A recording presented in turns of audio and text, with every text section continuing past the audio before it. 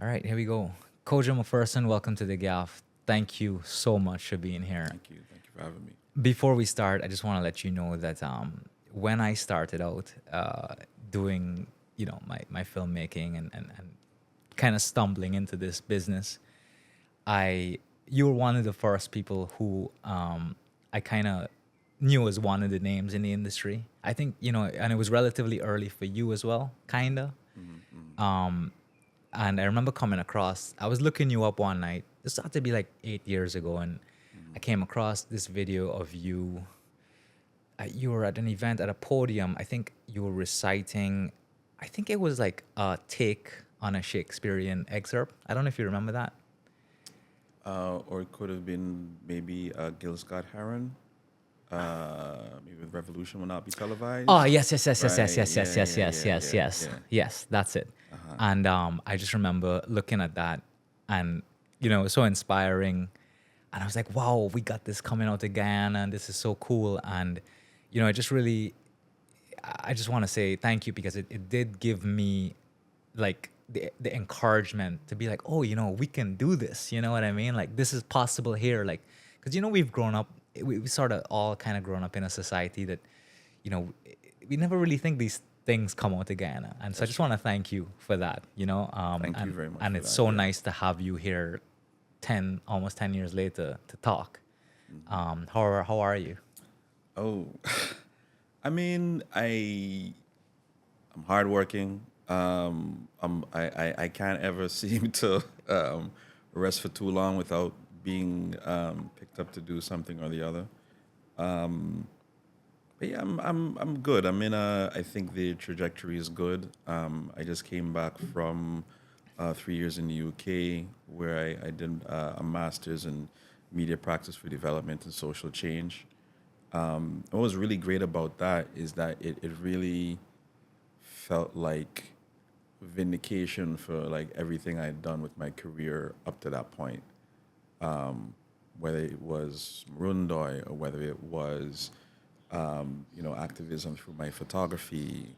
It kind of just felt like, yeah, this is what I've been doing with my life, and it helped to give me a theoretical kind of foundational understanding of what I had been doing for quite some time, and to help make some connections that I hadn't made before. So yeah, I'm in a hopeful, I'm in a good place. I'm in a good place generally speaking. Yeah. So great to hear.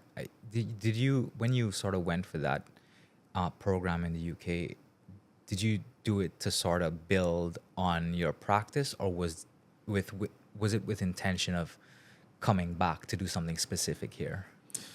It was a couple. If I'm going to be brutally honest, I got to a point where I wanted more out of my career, and because I didn't have the piece of paper, that prevented me from doing much more. There were agencies where they knew me, they knew my work, they liked working with me, they liked what I was producing, but rules are rules, and you need to have that piece of paper behind you. So just a step back from that to really explain what that's about. So I actually started off doing international relations at University of Guyana, because when you go into university, you have the conversation with the parents. What are you going to do with yourself, young man? And what makes sense, and how are you going to make money and all that type of stuff. And I gravitated towards international relations, partly because I thought it could be like a really glamorous career. I knew someone who was working at an organization of American states, and he just seemed to have like the life. And plus, it was purposeful work, as well, that he was doing. And I really enjoyed doing international relations. It really opened up the world to me in a lot of different ways, and I had really great lecturers that helped to like reawaken my mind, because I kind of felt like I'd gotten dormant. I didn't realize until I went into my first semester at UG that I kind of let my mind start to atrophy a little bit. So I got a jump start for that, and that helped me a lot. Atrophy, how, if you don't mind me asking? I think atrophy in terms of pushing boundaries, pushing the limits of your own knowledge and ignorance. Ah, Because yes. what right on the the bubble that is your knowledge, right along that bubble there, that's your ignorance. Right. Then you have to meet that ignorance and push past it Yes. to expand what you know. But there's always something that you don't know, something that you could have a deeper understanding of, a more nuanced understanding of. So that kind of helped me to not so much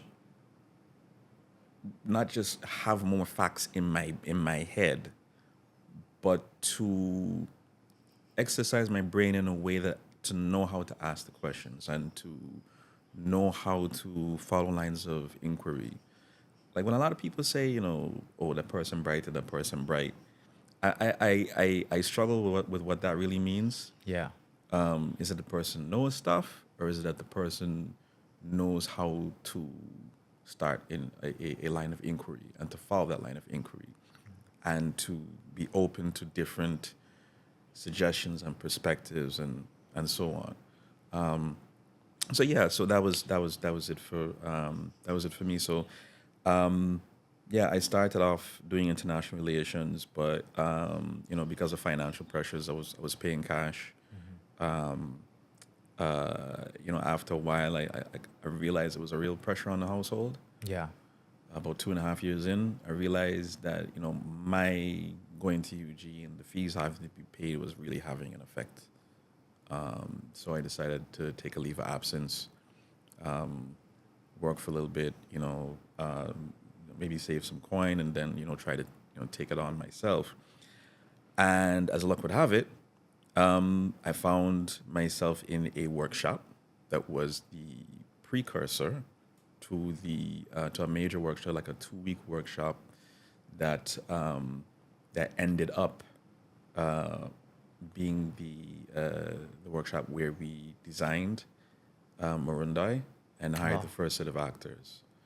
So, Right. So you were at Merundoi from its inception. from the very inception. Awesome. So Also a big fan, by the yeah, way. thank you very much. Yeah. So yeah, I was so from December 2005 is when I took my leave of absence, found myself in a workshop, and then around March of 2006, I found myself at the follow-up workshop at the DDL building, Centers for Disease Control. That's where I, properly met Margaret Lawrence, I believe, and the other people who would end up being the writers on the show. So yeah, that's Awesome. my very winding journey Yeah, yeah. into the arts. I Right. think it's serendipity, Yeah. really. Yeah. So let's talk about Merundoi a little bit. Are you still writing, by the way, for them? No. I was with Maruna up to 2010, and then I went off to do a whole bunch of other Yeah. things. I'm back at Maruna now as a director. Okay. So I'm the person who's working with the voice talent to try Okay. and get the verve and everything Amazing. out of the actors. I Yeah. I don't know if you know, but I recently, just while we're on the topic of Merundoi, I had a podcast with Mosa Telford Great. a few months ago, who's also on Merundoi, and I was telling her, and I'm gonna tell you now. Please let me audition one day. I would love to be. If you ever have a space for my type of voice, I would love to be on Maruna too. Yeah. please let me know where the auditions are, because that's like one of my artistic goals is to have a small cameo in Merundoi. Okay. I remember hearing it, when I first moved back on the radio. And again, it was one of these surprising moments where I'm like, wow, We can do this. yeah. But not only we can do this, but it was like we can be us and do this. Yes. Exactly. Because I was exactly. like, wow, this Real Guyanese voices and so on. it didn't feel Put like, on. yes, like being Guyanese for Guyanese sake. It felt real. I felt like oh shucks, man, I've heard these stories before Yeah. in life. Yeah. Like I've come across people going through certain struggles, and this was like a peek behind the curtain Yeah. of what's Yeah. happening. But yeah, so crazy And the stuff. thing with that too, like I remember when we did the audition, the first set of auditions, it was a blind audition. So we were like behind this wall here, and the people came out and they read their lines. We didn't have any idea of what they looked like. So because it was just basically everything 100% based on how they sounded.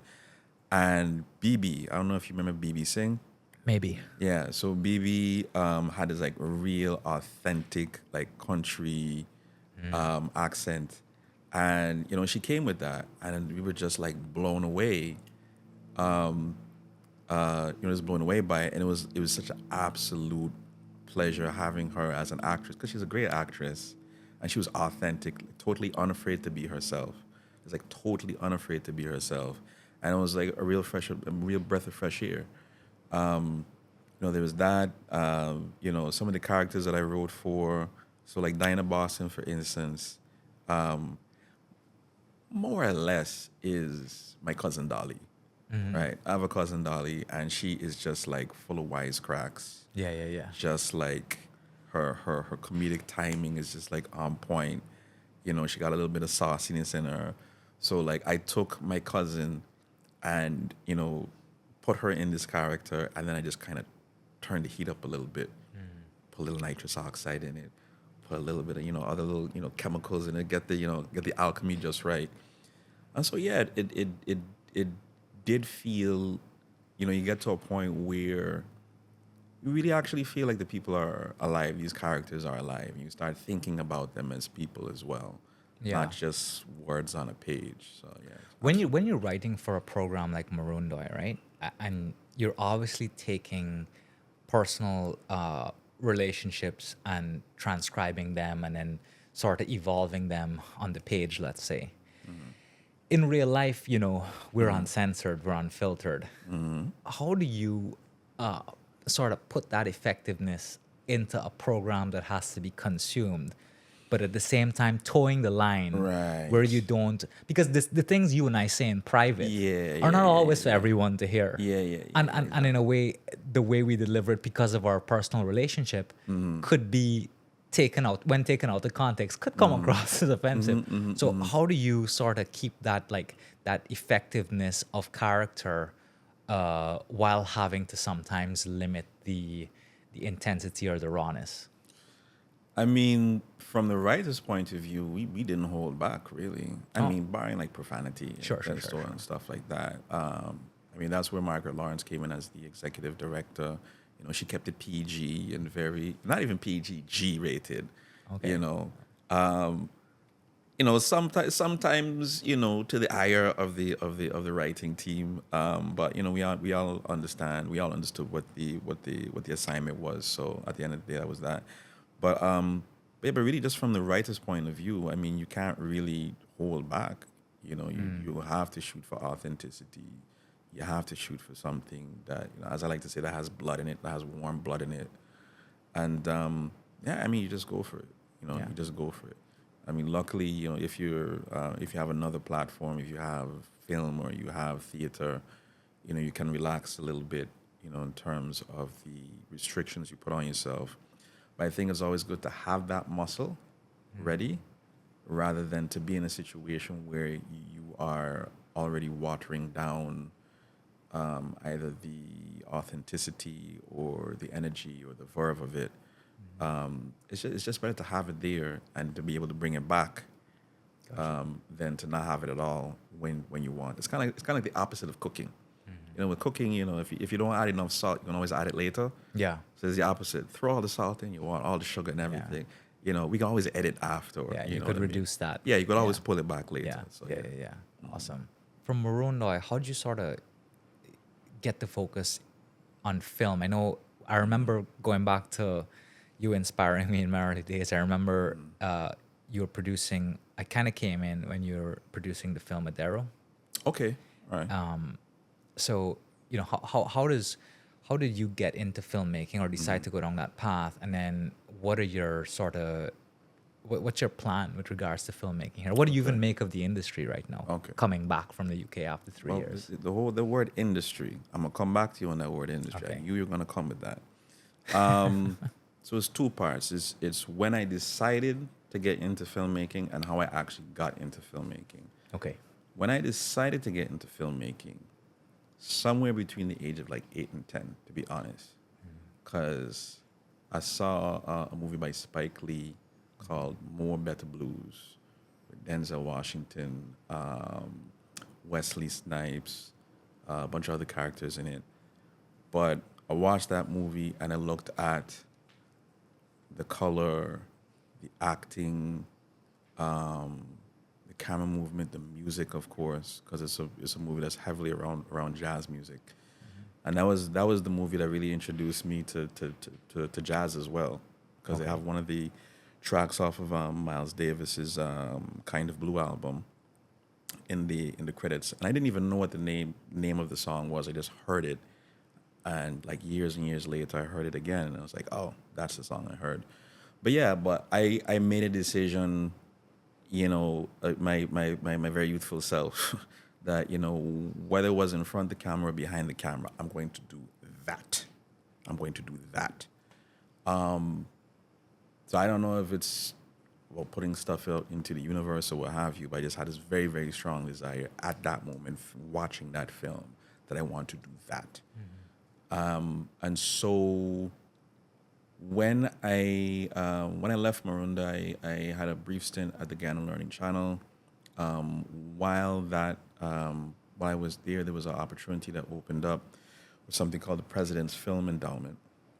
Now, the President's Film Endowment was originally supposed to be just a very kind of small project for 3 filmmakers to produce a film. And it was just supposed to be maybe like a few weeks or something like that. Paloma Muhammad is the person that really expanded that. And as a matter of fact, like I've told Paloma this, but I think I should even just say it publicly. Like, when I look through my life, like, Paloma is always there, like in a very positive way. Whether it's, you know, President's Film Endowment or a training in theater, just always kind of present there. I think there's something that just needs to be noted in terms of the positive impact that she's had on so many emerging artists from whatever their chosen discipline. But yeah, so the President's Film Endowment became like a 4 to 5 month really intensive filmmaking program. So it was a Master's in Fine Arts program that was condensed into this 4 or 5 month program, where we were basically, at one point in time, we were there 7 days a week. Oh, wow. Doing everything from learning color theory to doing lighting exercises to just about everything.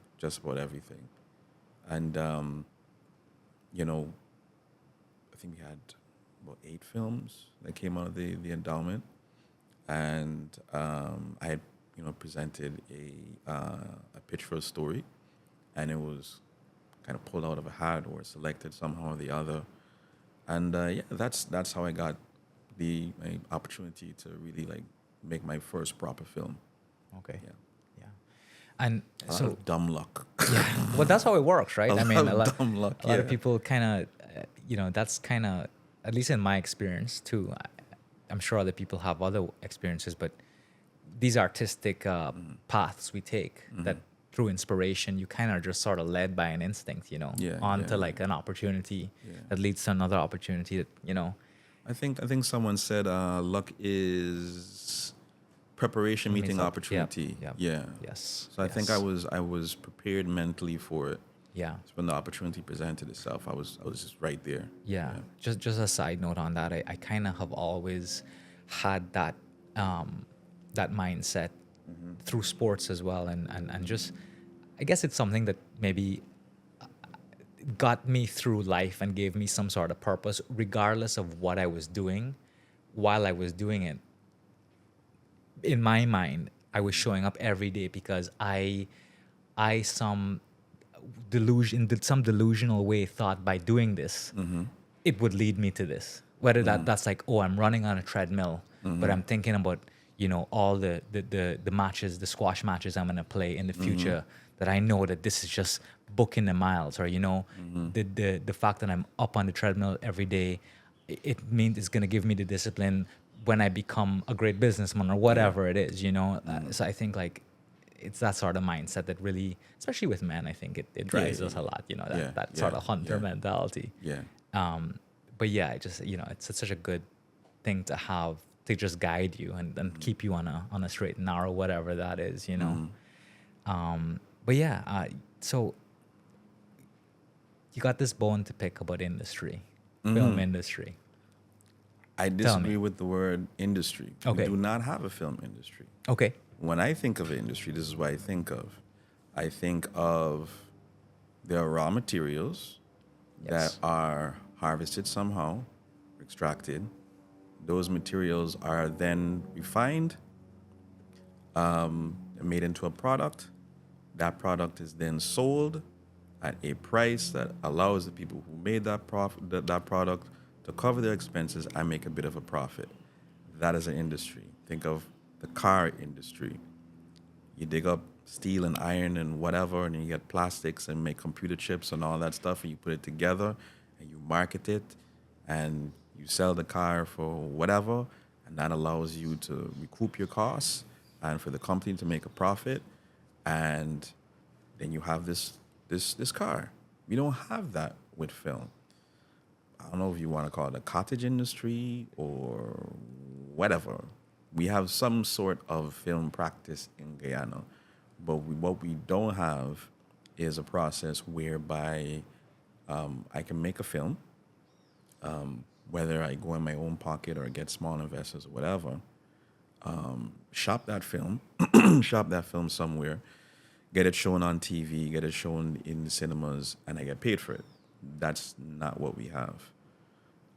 There have been some attempts to do that. I believe one point in time, I think the Prime Minister's office, under the last government, did have an initiative where they showed some Guyanese films, and people received payment for it.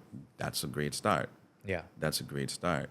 We need to continue things like that. We need to expand things like that.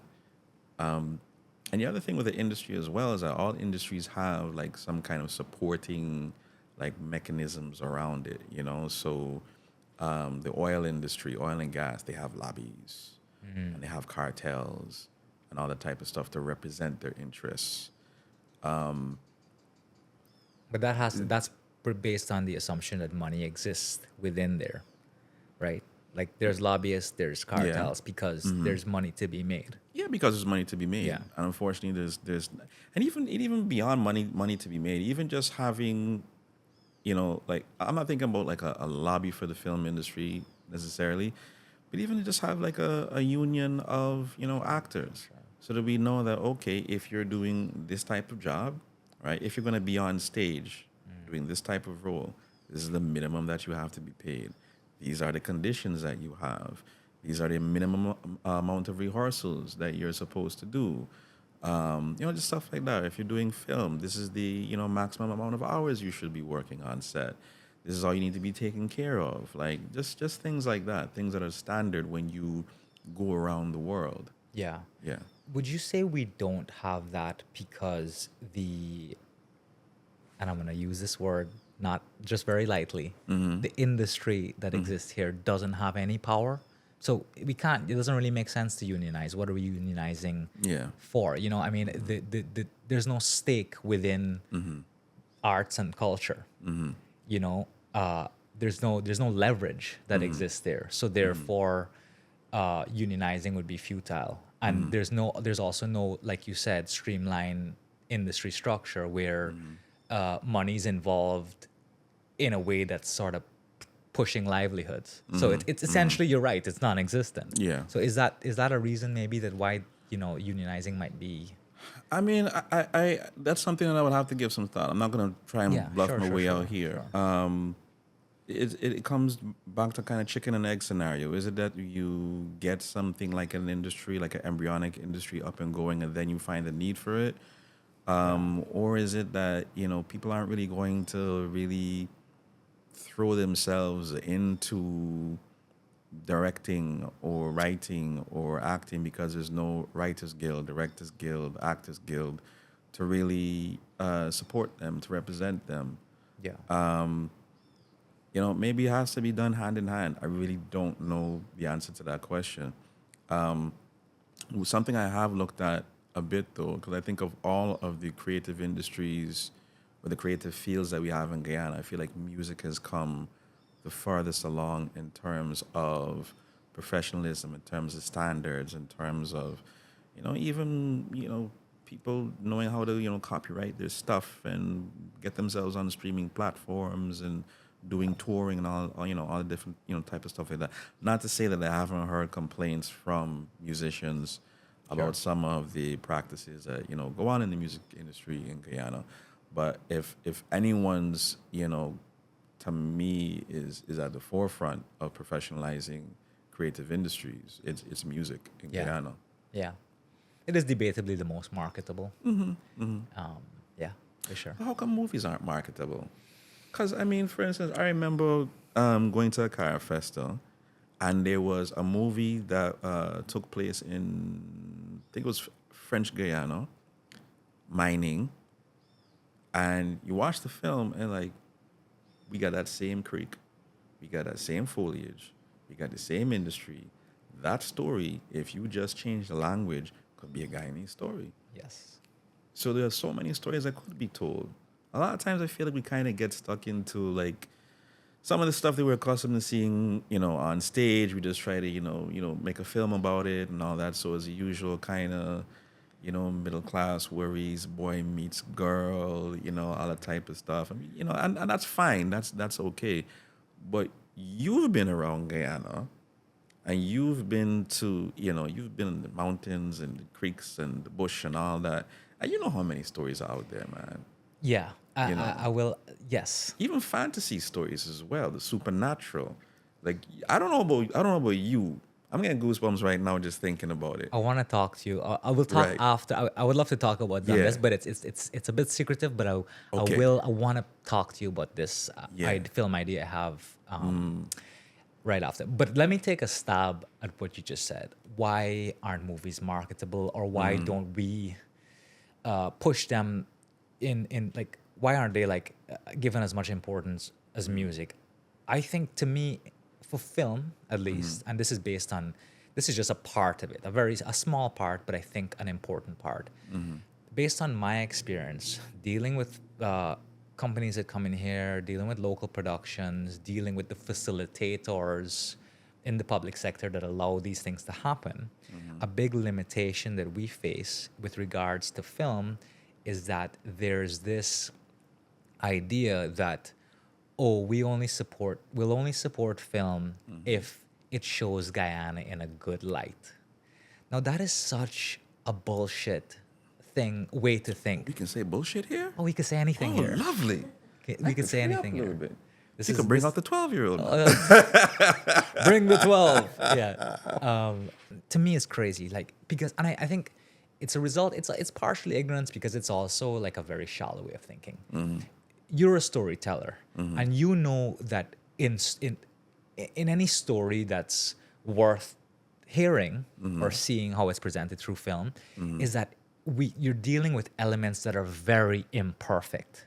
You're dealing with imperfect people. You're dealing with imperfect circumstance, and conflict is a big conflict, and conflict resolution is a big part of a story. In Guyana, all the relatable stories have conflict. The things that are happening. All stories have conflict. All stories. All stories. So, like, if I'm covering a story on, I'm making this up. Okay, we're talking about interior. It's on mining and smuggling gold, and it's a story within that realm, right?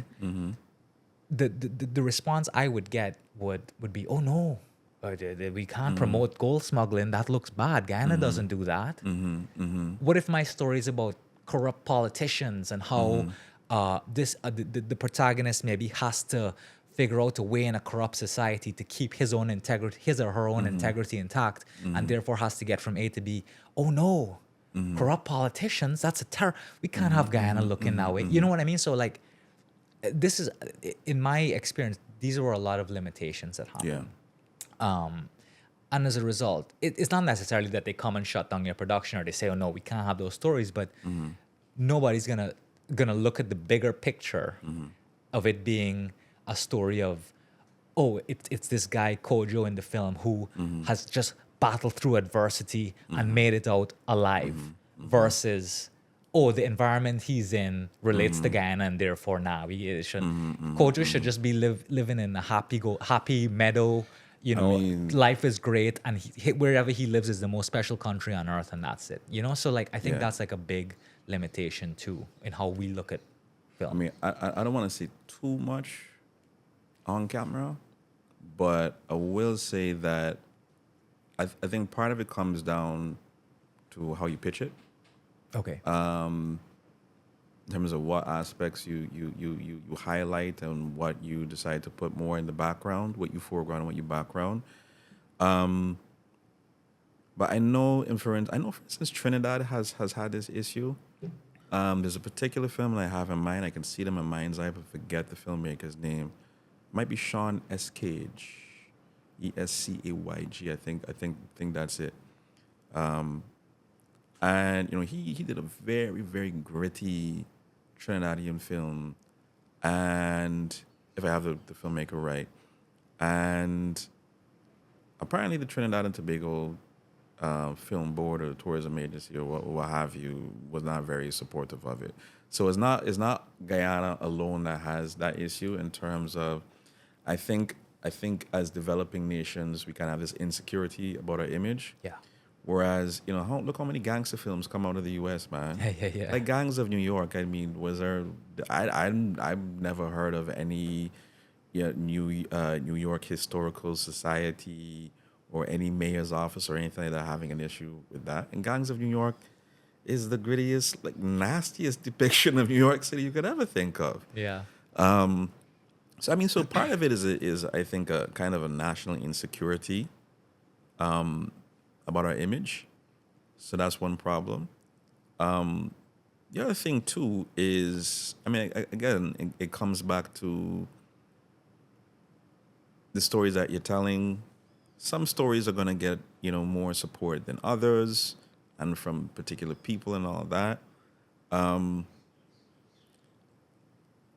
But I think the way to get around that, at least in part, is to really just push yourself out there and get the thing done and do the film. Yeah. I mean, you talked about Adero. Adero was supposed to be actually like a 20-minute film that was supposed to kind of lean more into the fantastical and the mythology and that type of stuff. But for different reasons, it got trimmed down. The movie that I like to talk about that I've done is Standing. So Standing was like a 5-minute film that I did. I wrote and shot it in 2013, but I didn't release it until 2015 because I thought, again, that kind of insecurity came in because of the content of the film. It was about political protest and persecution. I thought, if I put this out now, I'm not sure if I might be causing more trouble than anything. Yeah. I don't know if people think I'm being melodramatic or what have you. So I shot and I had it on my hard drive, untouched, for 2 years. And then Courtney Crumb Ewing was assassinated. And I was like, nah, this has to come out. So I edited it in a weekend, dedicated it to him, and I put it on Facebook too. I didn't even put it up on YouTube. I'm not really good at marketing myself. Like, so Yeah. I need people around me to Same. do the business side of things, I put it on Facebook, and like in a day I got 7,000 views. In 3 days it was 10,000. This is when Facebook wasn't like as big, but more importantly than that, I mean it put me in touch with some heavy hitters. Yeah. And the reason why I bring that up is not just to say, oh, look at this film I did. When I went into that film, it was an experiment to see what kind of film can I make with the minimum resources. Because I had just finished reading Rebel Without a Crew by Robert Rodriguez, Robert Rodriguez is a guy that broke into Hollywood with an independent film that he made for about 7,000. The reports always change, whether it's 7,000 or 10,000 US. Point is, 10,000 US for a feature film Yeah. that gets you into Hollywood is still a deal, right? So this is the same guy that did Desperado, Spy Kids. I love Spy Kids. Yeah, he worked on Oh, man. Grindhouse with Quentin Tarantino. So he's still out there. I think he produced Sin City as well. Yeah, either directed or produced. We worked on it somehow or the other. Yeah, he was a guy that really kind of proved that this aesthetic could actually work, because Sin City was one of those IPs that was thought to be unfilmable, and he proved that you could film it. Right? This is the technology. These are the techniques that you have to use. But anyway, so taking that on board, because I had seen the movie that he broke into Hollywood with, called El Mariachi, which is the prequel to Desperado. And I was like, you know what, I'm gonna do this. So I made Standing with 40,000 Guyana dollars, and most of that money was actually just to feed people. Yeah. And it's the movie that I feel the most proud about, that I feel has the most of me in it, and it did some bold things, and it taught me a lot as well. It taught me a lot as well about filmmaking, which every film should kind of do that, I feel. Yeah. Yeah. So I think just for filmmakers, a lot of people, they think, they got to get this camera. If you had a Sony A7S, love the Sony A7S. Menu is a little bit complicated for my taste. I like the Blackmagic, but that's just me. Love Blackmagic's Yeah, yeah. profile. Oh, man. Oh, beautiful. Color right out the box, man. Oh, my God. Yeah. You got movies out of the box. Yeah. So nice, yeah. Yeah. I was going through some footage that I shot a couple of years back with the Blackmagic. I was still Just a side gaga. note, the reason I can't own a Blackmagic is because it doesn't give me the versatility I need Okay. for I think I need for corporate stuff. So even though Okay. as a purist, which I'm not a purist filmmaker, I would love to have it, but I can't, because I think the profile for what I do that keeps my business alive. Did you ever use a 6K? It's not appropriate. You ever use a 6K Pro? The AR has 6K, 8K. No, I'm talking about the Blackmagic 6K Oh, Pro. no, no, Okay, no, yeah. no, That's no, okay. no, Yeah, no. the 4K. Yeah. Wasn't quite ready, but yeah. Anyway, Anyway. I'm not a yeah. Yeah. Let's not get the whole Let's the not whole nerd out. gearhead thing. The whole gearhead thing. Used to be Apple or Windows. Yeah. But yeah. So I think the thing is to make your movie, Yes. whether it's a short, do it. whether it's a whatever. And okay, you don't have the best camera, just go ahead and do it, because at the end of the day, the movie is really comprised of the story, right? You can shoot it and it looks slick and all that, but the story's not there. And okay, Yeah. looks nice, and I've seen that at festivals. Yeah. I remember being at the Bahamas Film Festival, and there was a film. This was back in 2013, I think it was, and there was this like super slick looking film, shot on a red. Then there's all kinds of things about how much resolution is too much resolution, if it kind of takes you out of reality, what have you.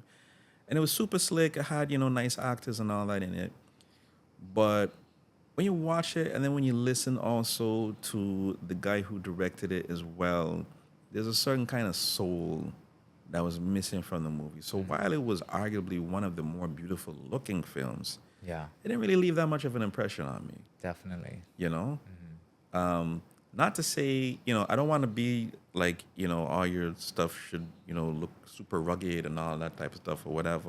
I just Yeah. never really had like Yeah. for You're the right. most part, I You're haven't right. had the privilege of shooting like with the best gear. Yeah. So I had to make do with whatever I had. Yeah. and But in tell the theory, story that's that what way. makes you the best filmmaker, right? I mean, like Yeah. you're literally telling the story with the equipment at hand. I mean, Yeah. it's a relative amount of success in my small business has showed me that. Like, I can't tell you how much,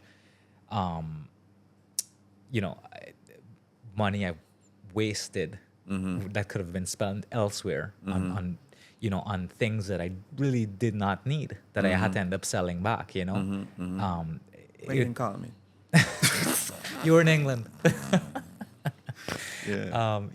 But it was just like the more you have, I think it more stifles your creativity. Yeah. Because it's like, I know, like when you have less, you're kind of like, oh, I really have to think around every aspect of this concept I have and how I want to show that.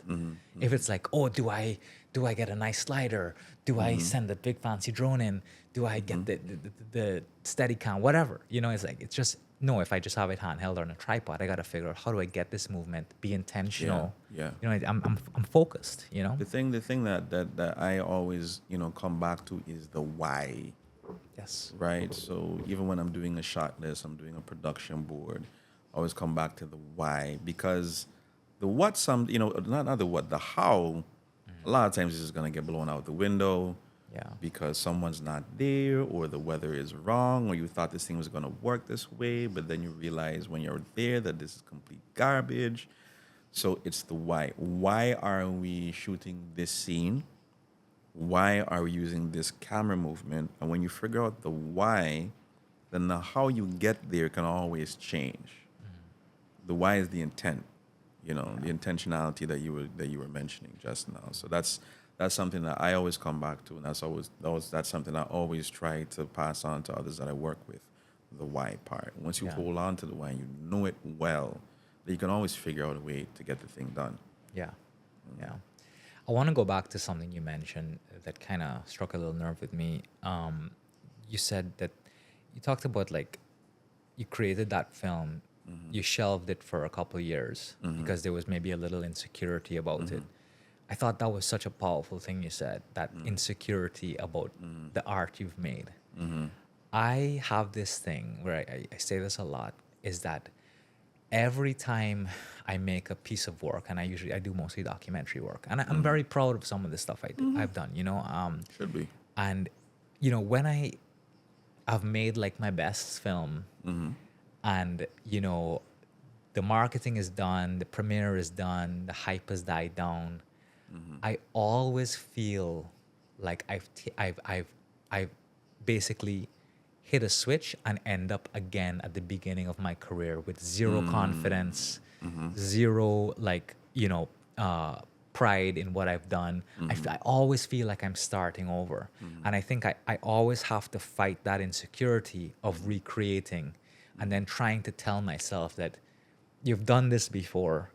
You know some of what you're doing. You're not perfect, but you don't. Why are you thinking like no one has ever watched anything you've ever done?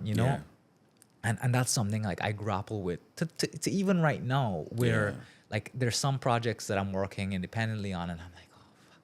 I'm like, man, like I feel like I'm gonna embarrass myself if I put this out. Yeah. To the point where before I used to show all my friends, or I have a close circle of people who I run it by. I'm even embarrassed to show them. And I don't know why that is. Like I just, so it's something that I constantly fight with.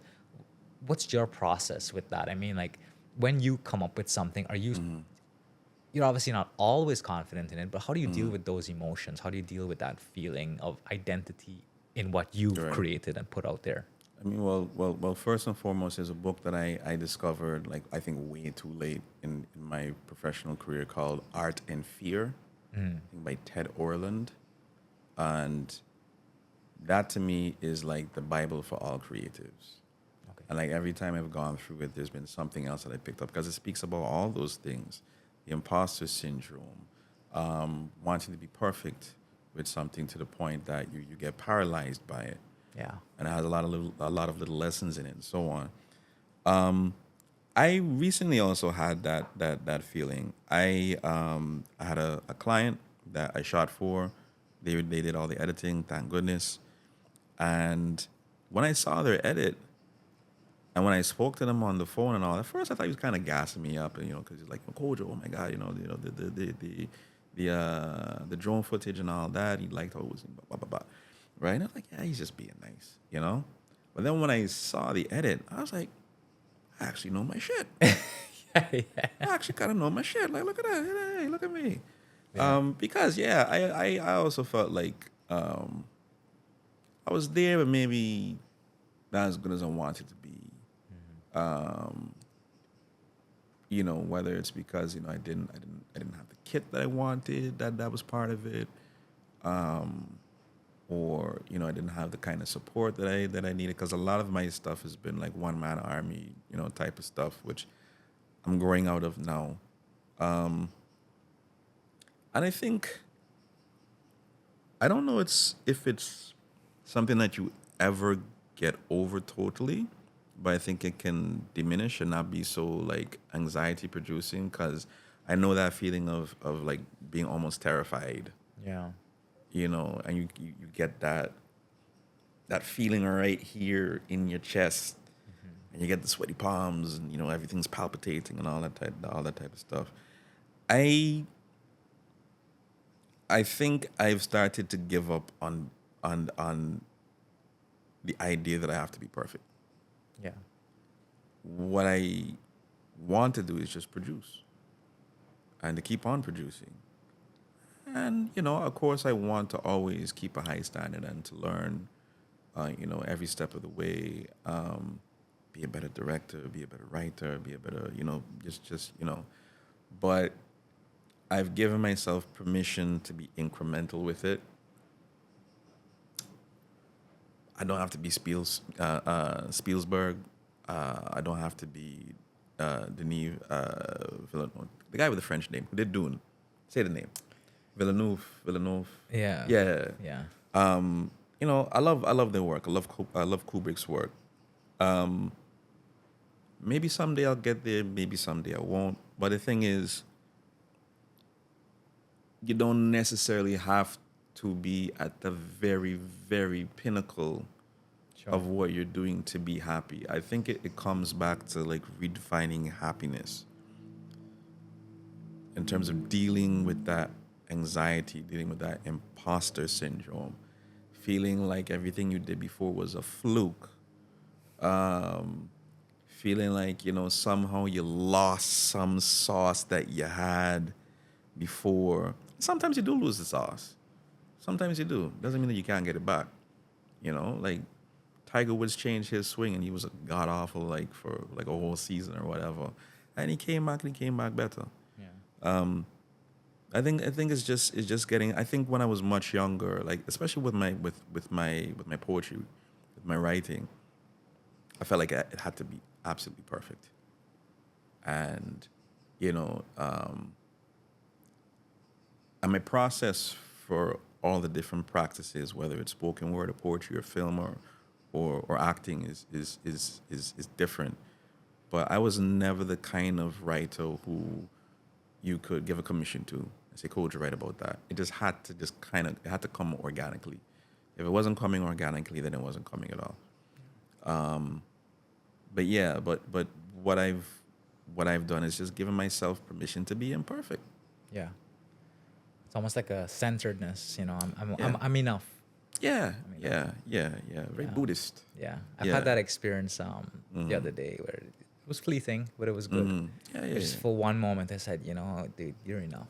Yeah, it's. I mean, You're if you could okay. just look at something that you produce and say, yeah, that was good. Yeah. I mean, you're not gonna hang your laurels on it and say, hey, look at this one thing that I did. I'm the master of the universe. Yeah.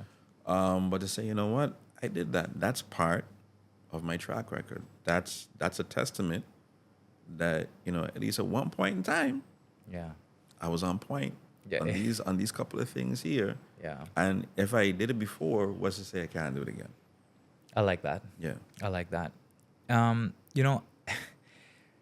I wanted to switch gears a little here, and I want to stay on the topic of our field and what we do, and but in Guyana, we're in such a crazy time in this particular moment. There's so much going on. Silly season.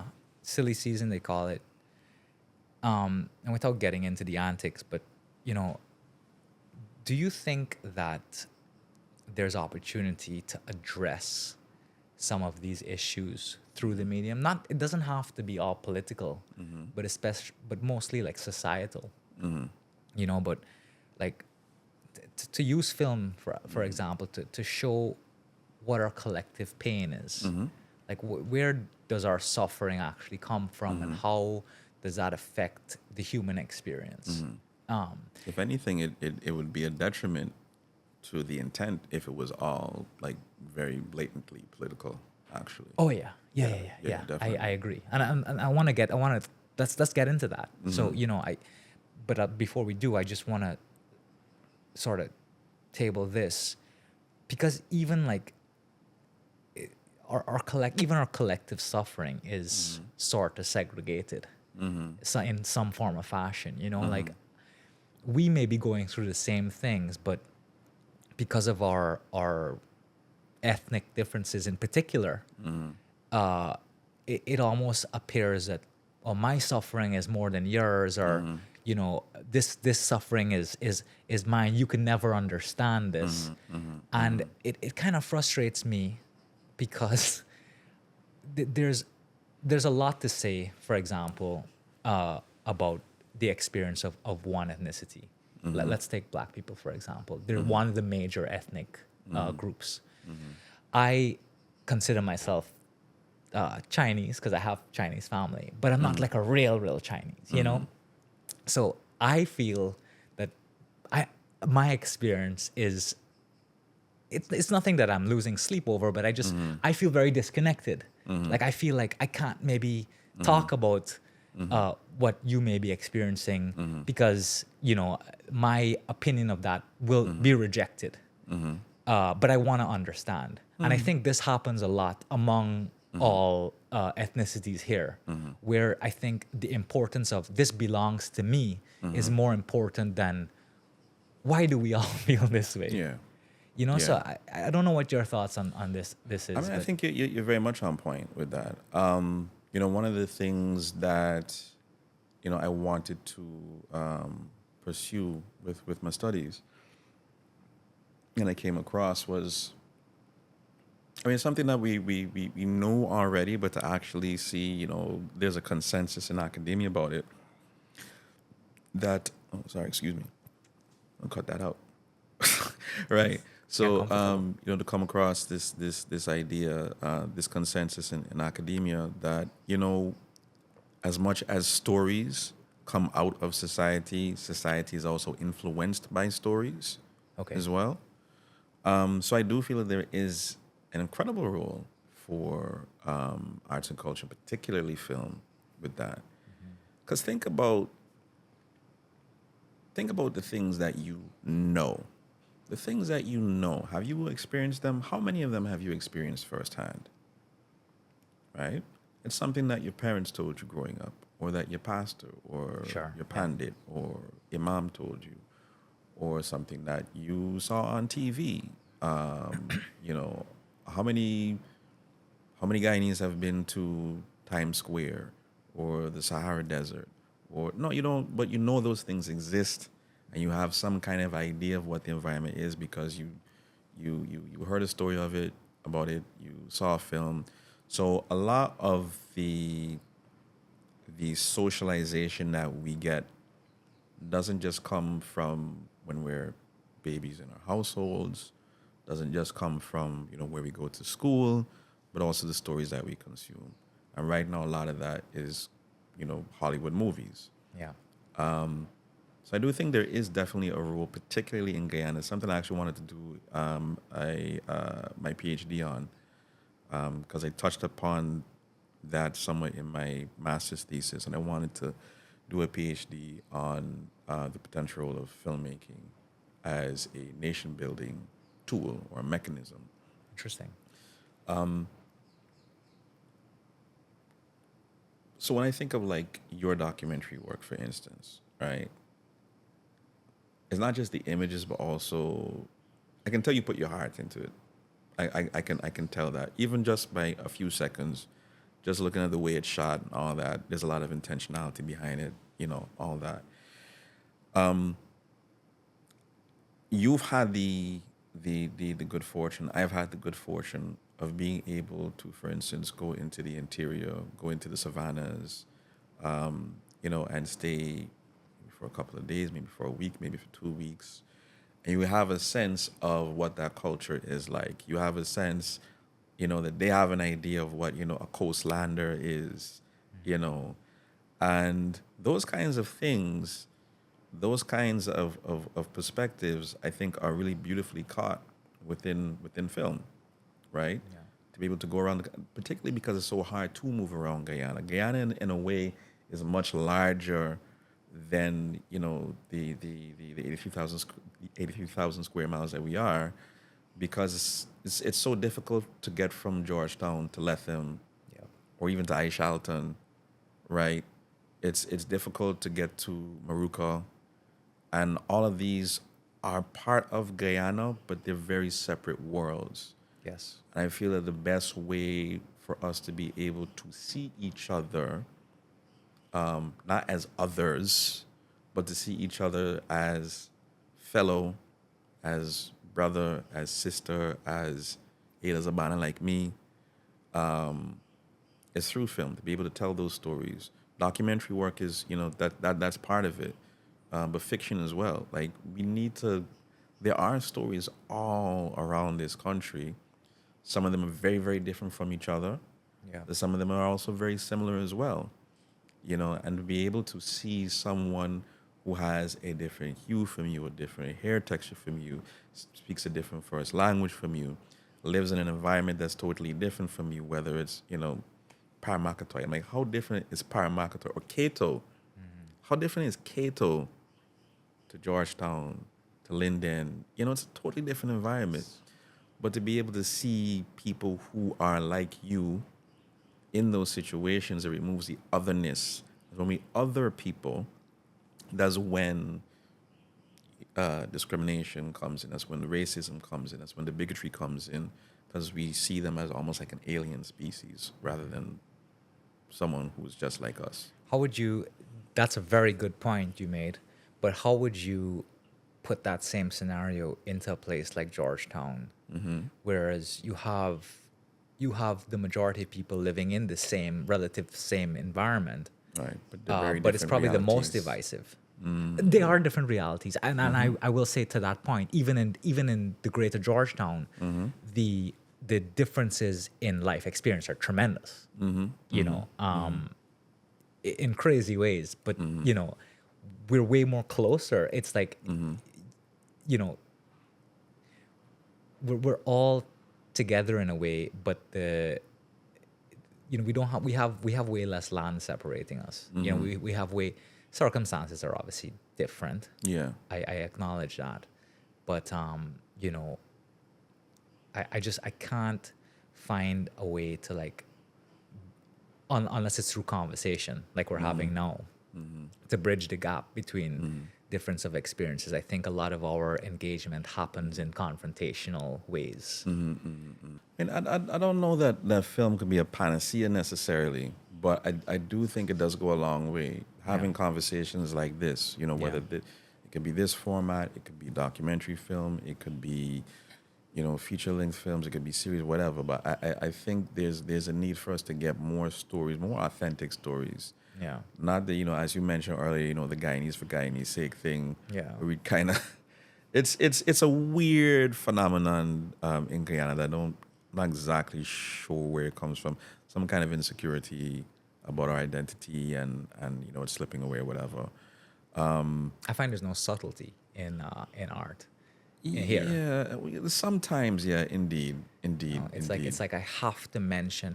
It's like this thing, because I play sports for Guyana through squash, right? And I also I see a lot of athletes, especially these multi game events, and Guyana always has this thing. Whenever we have a uniform, we have to include every single color of the flag on it, and we just have to spray it all over. Whereas other countries do it subtly. They're tastefully done. We just vomit it all over the shirt and pants to show that we're from Guyana, right? So and I think that's like the process that's followed in a lot of art. We gotta have a simpler flag, man. we gotta get a flag with 2 tree color. That's what we got. There is something to that. I think. I mean, again, it just comes down to being able to tell stories in different, formats, across film, across theater. I think what needs to be. I think maybe I don't know if you want to get into like a policy discussion or what have you, but there was a lot of capacity that was created in Guyana from that president's film endowment. From that, I think it was $3 million, possibly from the Guyana government, and some other funds brought in from elsewhere. It was a collaboration with Ohio University as well. But there was a tremendous amount of capacity. If you look at a lot of the people who are established now, quite a few of them passed through that program. Maybe they were fresh, maybe they already had a little bit of something, but they gained so much from it and they gained a really, really firm foundation. But it was just a one off something. There was a follow up initiative the next year, but that was much smaller in terms of the finance available, in terms of the resources available. We never quite had anything like the President's Film Endowment again. Yeah. Now, I don't know if that's something that we could necessarily do every year, but maybe every other year. But to build the capacity, at least that's part of it. Because at the end of the day, as much as I am not even maybe as passionate as I am about storytelling and filmmaking, or any kind of storytelling across any kind of platform, and as open-minded as I think I am, there are certain perspectives that I don't have because I've lived my life. I haven't lived Alex's life. I haven't lived the life of someone who is born and bred in Cato or in Linden, Yeah. or the quarantine. And so it's important to have all of these people from across the spectrum, whether it's class, whether it's religion, whether it's geography, or what have you, to be empowered to be able to tell their own stories, right? So, I mean, as much as I was very nervous about doing a Darrow, because, as much as my grandfather was, half black, half Amerindian, that doesn't give me, Yeah. doesn't entitle me to tell those stories. Yeah. But I felt that,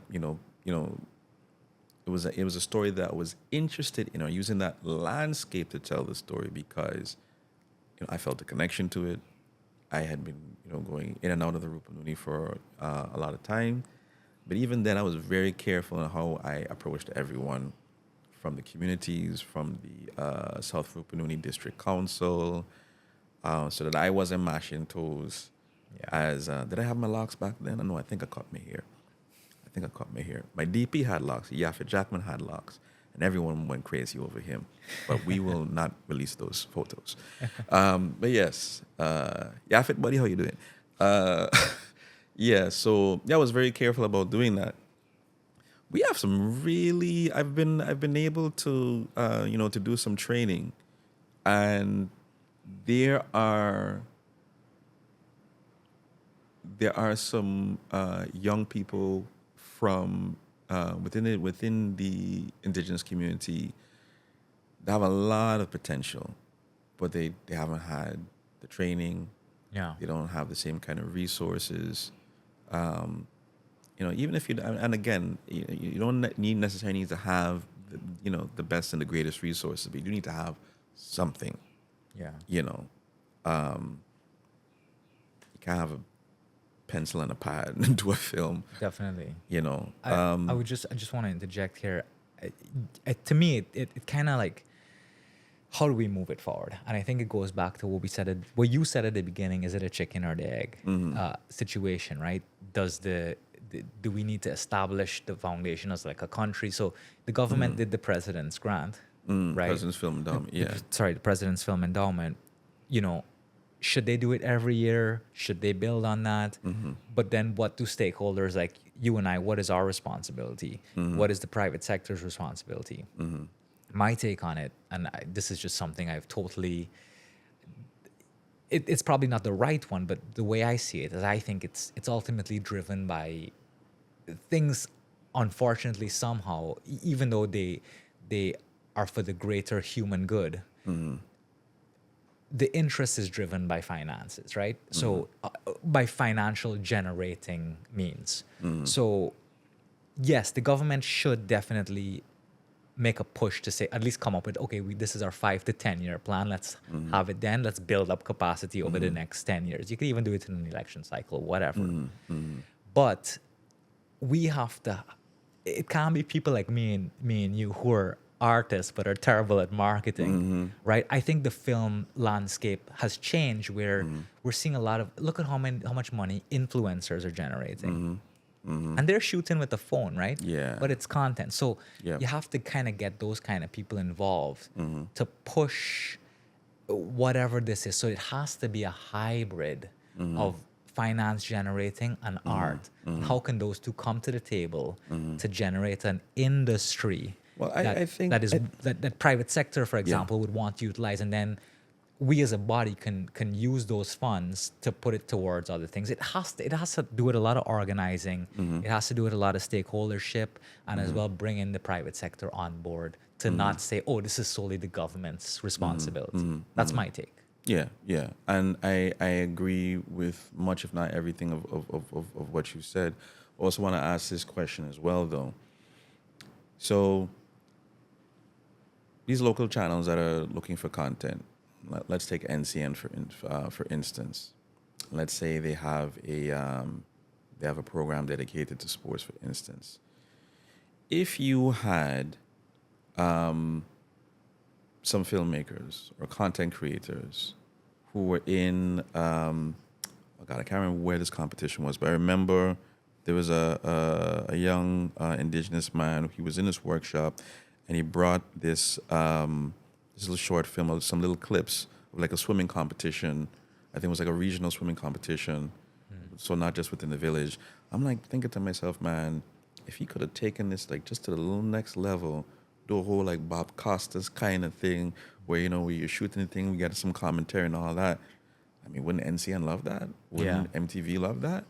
So I think in again, it kind of has to go hand in hand, or, you know, or maybe left foot, right foot, where I think if the content is out there, let's start with commercial stuff. Let's, you know, something like sports, for instance.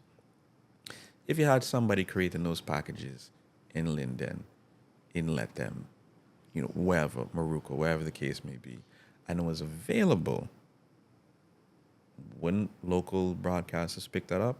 And if the local broadcasters pick that up, would there be some kind of financial, you know, agreement going on there? And then you kind of, you know, bootstrap yourself as a filmmaker to say, okay, I'm doing this sports thing every now and again, but there's this documentary that I want to do about my grandfather, right? Let me get this out there, right? Or there's this, you know, little short film I want to do that talks about, you know, mythology, or it could just be just any old kind of story, or whatever the case may be. I think if you get a catalog of that type of stuff up, then you're in a good position. Yeah. I was fortunate that when the Prime Minister's office did have this little program where they were airing Guyanese films, that I had quite a few to air. So there was a films that I did with the President's Film Endowment. Then there was a film that I did the following year with Cine Guyana that came out of the President's Film Endowment, that organization, Cine Guyana. So I did a film there. Then I also had Standing, which is the film I did on my own. And because I had like a little bit of a catalog, I was able, to, take advantage of that. Didn't rake in millions from it, so nobody don't come looking to me for money. But I was in a good position. I was prepared for the opportunity. Yeah. And it's one of those top bottom and bottom to top things, where I think you need to. And even in politics, there are examples of this, right? I'm just going to deviate really wildly and come back real wild, So, for instance, Civil Rights Act, Lyndon Johnson and MLK had a meeting. Lyndon Johnson was like, look, I want to do this, but, I have the Congress to deal with. If you could generate support from the ground up, I'll support you from this end. We meet in the middle and we get this thing done. Yeah. So I think in terms of the arts, we need to have that as well. Yeah. Where you have, you have the people who have the person and say, look, if you generate the content, I'll get it out there. Or let's say, okay, I'll give you half of your budget, right? Or I'll match your funds. If you raise 100,000, I'll give you 100,000, right? You raise the next 100,000, I'll give you another 100,000. Now you have a little bit of bank. Now you can make your content. Now I can, broadcast it. We can sell ads, whatever the case may be. It could be some kind of arrangement like that. Anything. Yeah. I'm just talking off the top of my head right now. It's a start. It's something. Yeah. It's something. So there's a lot of that needs to go on, I think. But I think we're really sleeping on this, and it's important, not just because we love the arts and we get all up in our feels about it. It's important for the nation in terms of us having the term social cohesion. Yeah. It's important for democratic practices, so we have more voices, because sometimes people just don't even know. I've been lucky again in a lot of cases, because I've been able to travel, to have an understanding of the issues that are affecting Guyanese in different countries, because I've been on the ground and listened to the people. Yeah. A lot of times I've had to come back home and explain to folks, okay, this is what's really happening. You're just seeing the top level of it in the newspaper, but there's all this other stuff that's going on here. Yeah. Or sometimes the issues don't even reach the papers in Georgetown. Yes. Right? So it's important for that. And it's also a soft power thing. So Voice of America. You know how old Voice of America is? No. Voice of America has been around, I would say, at least 50 years, possibly more. Now, why is Voice of America around? Voice of America isn't around to sell Britney Spears albums and Coca-Cola, right? It's actually funded by the State Department. And the purpose of Voice of America is to project soft power of America, right? So we need to be doing the same thing, projecting our own soft power internally. Yeah. And I'll just leave it at that. I'm not going to go. Yeah. No, I know. It's a tricky one. But I love that. I love that contribution. I do think, and just to backtrack a bit back to the collaboration and getting the filming off the ground, it's one thing to make the films that have the social impact, but the collaboration to get it done is what builds the industry too. Because if you and I have to come together, deal with finances to then figure out how we get this sold, we also have good business practice within the industry that was otherwise non-existent. And a big problem I've always had, which is a reason also that I think this non-existent industry is so insular, is that people don't trust each other. They want to own the whole thing. Yeah. Which is like, okay, you want to own the whole thing, but even if you had the money, one man, it's impossible for one person to do it. Yeah. People have to come together and talk and be like, okay, like let's do this together, I think a lot of that comes because I think a lot of people are videographers. Yeah. And not necessarily filmmakers, and videography is more of like, a one-man army type of thing. And when I do see, people in videography collaborate, it's very seldom, and they're very tight-lipped about it and all that type of stuff. But I congratulate it. Trevor Smith is my cousin, and he's done that. He's done collaborations like I think Aubrey Odell and so on, and fantastic stuff. I always applaud that, because that is the genesis for something much greater.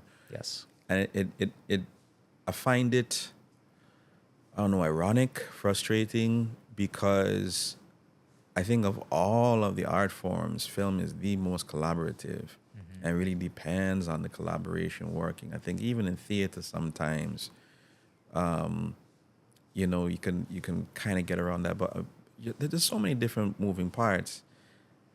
I had a film once where we shot the scene, we were kind of behind on time, scene looked good. Turned to the audio guy, everything was all right. He said, yeah. Went to edit the film, couldn't use the audio. Someone had hit the boom pole or something like that. I was like, and I struggled. I pulled every trick out the bag that I knew, and could not get this thing out. Simple communication would have could have taken another 2 minutes, done another take. So that's just an example of how crucial collaboration is, for whether it's small things like that or whether it's the vision of the project, having a coherent vision. Whenever I watch a movie and I see that it's a bit of a mess, I check the credits, and something I see quite often is like 8 writers on the project. Yeah. 8 writers and 6 executive producers.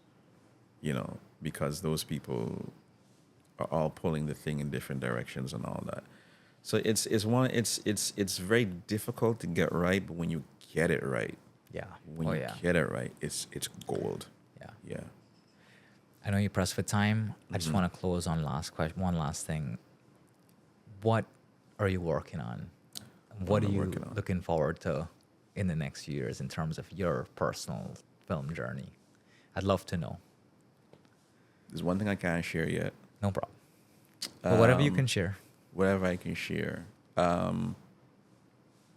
There's something larger that I'm working on that's more kind of structural, more about long term. And then there's a project that I have a few treatments out for. Want to do a anthology of short films. Okay. Around a particular theme. Okay. That is very loosely defined. I've written 2 treatments. I have another one that I have to write, but I want to open it up to other filmmakers as well, because I don't want it to just be about me, and possibly even bring in international filmmakers as well. Awesome. So, yeah. Well, Kojo, I just want to say thank you so much. I thoroughly enjoyed this, talking to you. Me too. I hope this is the first of many, whether it's on the podcast or out. And I appreciate your time. I appreciate everything you've done. And I wish you nothing but the best in the future. Thank you so much. Thank you, man. Thank you.